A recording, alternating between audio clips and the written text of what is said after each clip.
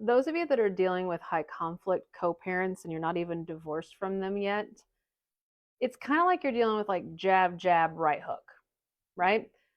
It's like small little dig, wham, and you just get hit with something big.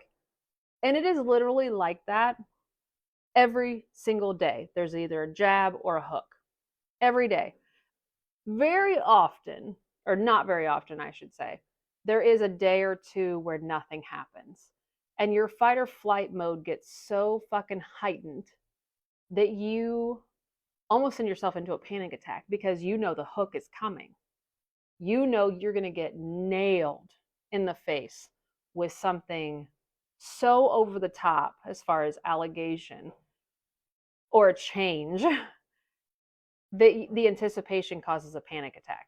I was talking to a dad today who has had CPS, false claims of abuse, restraining orders, all the things thrown against, nothing founded, nothing.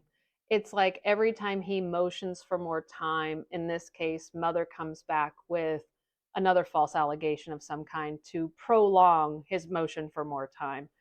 And it just reminds me of somebody of high conflict. Anytime you want to be a bigger role in the kid's life or you want to just parent, like you don't want to engage with them anymore, they overreact and they retaliate.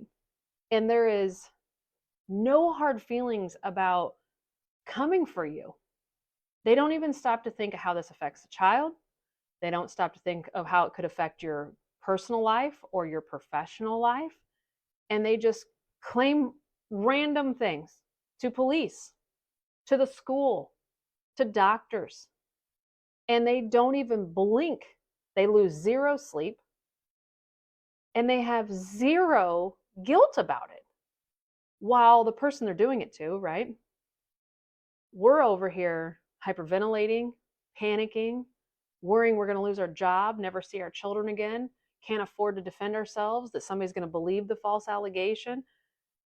We're losing our fucking minds while they're over there laughing at what they're doing. And the whole time there's innocent children smack dab in the fucking middle. And we're doing our best to protect what we say in front of our child, not spilling the beans, not saying what we want to say, not trying to defend ourselves to the child. We're just letting our child be 5. Just be 5. While at the other house, though, the child is being talked to like an adult, told things that they don't need to be hearing or even close to hearing. And we can't protect our child from that. That parent's sitting them down and telling them all the false allegations as if they are true. And then the child comes to us. There's a little bit of transition resistance of like, I just heard all this bad stuff about you. I don't want to believe it. I don't think I believe it, but I have this ucky feeling in my body and I don't really know what it is. And a kid acts out at the exchange or a kid acts out as soon as I get home. And we're over there like, what's going on? And then we feel like we have to defend ourselves or explain ourselves or get our kid to understand. But then we got to remember our kid is 5.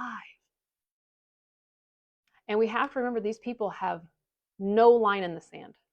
Nothing is off limits to them. They will stop at nothing, not just to hurt us. It's not about that. It's about winning. That's what it's about. They don't care that they're hurting us in the process. They don't care that they're hurting their child in the process. They don't care how it looks to everyone else. They don't care about that. They care about the win. The W is more important than everything else. And to them, they're the victim the whole time. You don't know what they've been dealing with. Oh my gosh. They've been dealing with a parent that wants 50% of the time. They've been dealing with a parent that's involved and comes to doctor's appointments. They've been dealing with somebody that shows up to every school event. Can you believe the audacity of that parent that shows up all the fucking time and I have to deal with them every time they show up? That's their mindset. So if you are dealing with somebody like this, know that you're not alone. Doesn't matter if you're a mom, doesn't matter if you're a dad, you are not fucking alone. There are pieces of shit walking this fucking earth everywhere that do this to other parents. And in the meantime, there's all these little kids walking around that have a parent like this. That's who I feel the most sorry for. Because like I told my client today, dude, it's going to be hell the next 13 years. It ain't going to be easy. There ain't no part of it that's going to go over smooth. But you got the next 40 years with that kid.